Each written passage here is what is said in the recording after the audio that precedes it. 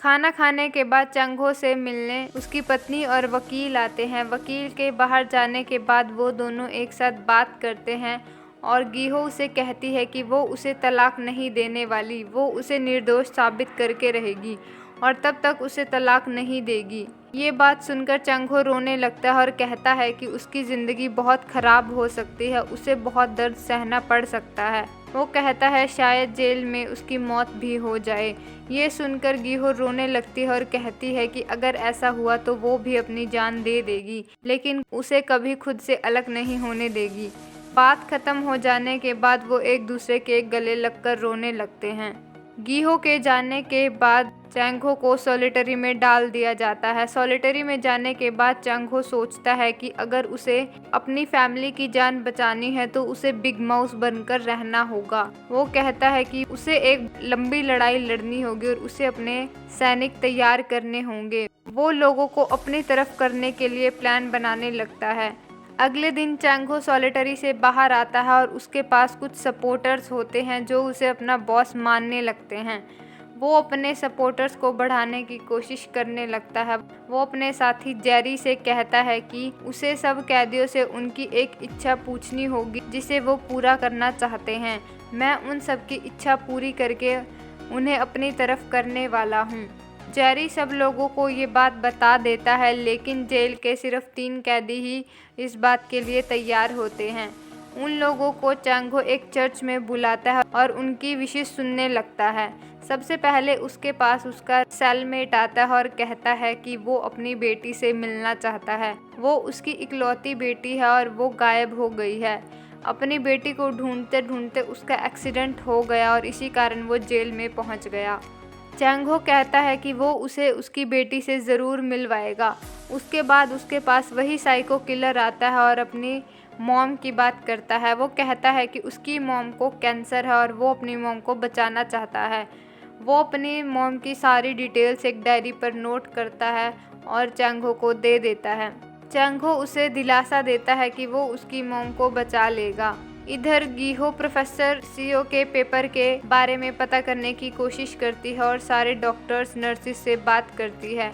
Doctors की एक जैसी राय होने पर उसे शक होता है और वो अपने डैड से बात करती है।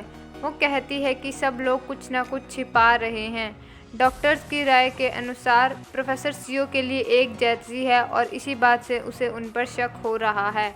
गी-हो के डैड कहते हैं कि जब उन्होंने पेशेंट से बात की तो उन्हें पता चला कि प्रोफेसर सीओ बहुत अच्छे डॉक्टर थे और अपने पेशेंट्स की काफ़ी केयर किया करते थे।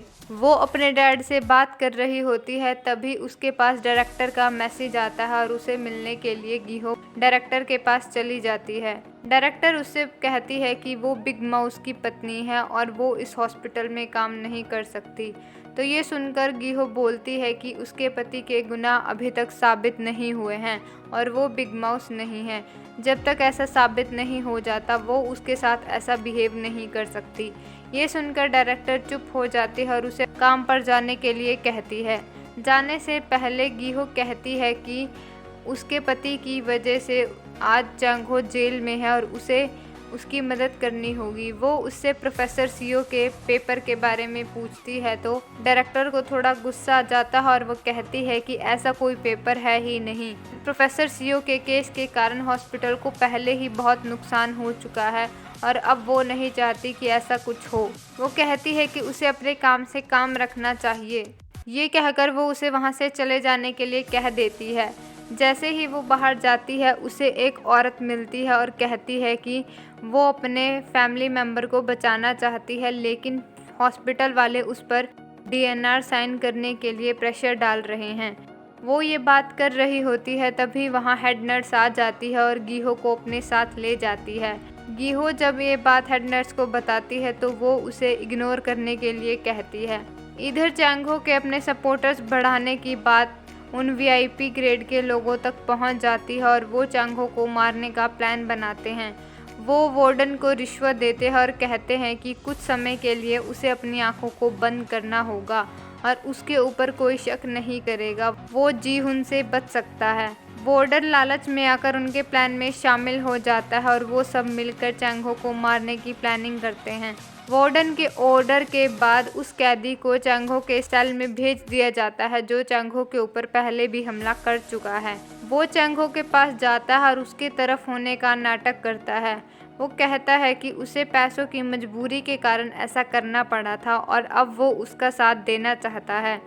चैंग-हो को उस पर थोड़ा शक होता है, लेकिन सबके सामने वो उसकी बात मान लेता है। अगले दिन काम करते समय चैंग-हो उस आदमी से पूछता है कि उसने उस पर हमला क्यों किया था, तो वो बताता है कि वीआईपी ग्रेड के लोगों ने उसे पैसों का लालच दिया था और उसे मारने का ऑर्डर दिया था, लेकिन उन्होंने उसे कोई पैसे नहीं दिए और अब वो उन पर विश्वास नहीं करता। वो चैंग-हो से कहता है कि वो अपने बॉस को सबसे प्रोटेक्ट करेगा। कुछ दिनों बाद काम के समय वार्डन सारे सैनिकों को उनसे दूर कर देता है और उन्हें एक जगह इकट्ठा कर देता है। वहाँ कुछ लोग चैंग-हो के ऊपर हमला करने लगते हैं। चैंग-हो के साथी लोग उसे बचाने लगते हैं और वो सब भी उसके साथ लड़ते हैं। फिर हमें वीआईपी ग्रेड के लोगों को दिखाया जाता है और उनकी बातचीत से हमें पता चलता है कि चैंग-हो को मारने वाला कोई चैंग-हो के ग्रुप का ही आदमी है और जिस पर चैंग-हो शक भी नहीं कर सकता। फिर हमें लड़ाई का सीन दिखाया जाता है और हमें पता चलता है कि चैंग-हो को मारने वाला और कोई नहीं बल्कि वही साइको किलर है। साइको किलर मौका मिलते ही चाकू निकालता है और चैंग-हो पर हमला करने के लिए चल देता है। चैंग-हो का सेल लीडर ये देख लेता है और वो उसे रोकने की कोशिश करता है। इसी दौरान उसे पेट में चाकू लग जाता है और वो खून से लथपथ हो जाता है। चैंग-हो ये सब कुछ देखता है और वो साइको किलर को मार कर वहाँ से हटा देता है और अपने सेलमेट को बचाने की कोशिश करने लगता है। चाकू लगने के बाद वार्डन अपने सारे गार्ड्स को वहाँ भेज देता है और लड़ाई को बंद करवा देता है। वहाँ से सबके जाने के बाद वार्डन चैंग-हो के उसी सेलमेट के पास जाता है और उसे कहता है कि वो लोगों का फ्यूचर देखता है तो उसने अपना फ्यूचर क्यों नहीं देखा। वो कहता है कि उसने चैंग-हो को बचाने के लिए खुद के ऊपर चाकू क्यों लिया, वो चैंग-हो की साइड क्यों ले रहा है। तो वो आदमी वार्डन के कान में कुछ बात कहता है। इधर वीआईपी ग्रेड के कैदी वार्डन से पूछते हैं कि उसने चैंग-हो को मरने क्यों नहीं दिया, तो वार्डन कहता है कि अगर ज़्यादा कैदियों को मार दिया जाता तो उस पर इंक्वायरी बैठ सकती थी और सबके लिए मुसीबत खड़ी हो सकती थी, इसलिए उसने गार्ड्स को वहां भेज दिया। फिर हमें गीहो को दिखाया जाता है जिसके हॉस्पिटल में एक सेमिनार होता है और वहाँ सभी नर्सेज और डॉक्टर बैठे होते हैं। क्वेश्चन आंसर के टाइम गीहो उनसे एक सवाल पूछती है और कहती है कि प्रोफेसर सीओ का अनपब्लिश्ड पेपर उसके पास है। ये बात सुनकर सब चौंक जाते हैं। रात को काम खत्म होने के बाद गीहो अपने डैड को फ़ोन करती है और सारी बात बताती है। उसके डैड कहते हैं कि वो इतना खतरा कैसे ले सकती है। चैंग-हो भी प्रोफेसर सीओ के पेपर को लेकर खतरे में पड़ा है। गीहो कहती है कि उसके पास कोई चारा नहीं था और वो देखना चाहती है कि प्रोफेसर सीओ के पेपर को कौन लेना चाहता है। घर आते समय एक आदमी गीहो का पीछा करने लगता है और गीहो इस बात से थोड़ा डर जाती है, लेकिन रास्ते में उसे अपने डैड मिल जाते हैं और तभी उसके पास मेयर का फ़ोन आता है और वो उससे पूछता है कि क्या सचमुच उसके पास प्रोफेसर सीओ का पेपर है, तो गीहो हाँ कर देती है। वो उससे अगले दिन मिलने की बात कहता है। फिर गीहो अपने डैड के साथ घर चली जाती है और इसी के साथ एपिसोड ख़त्म हो जाता है।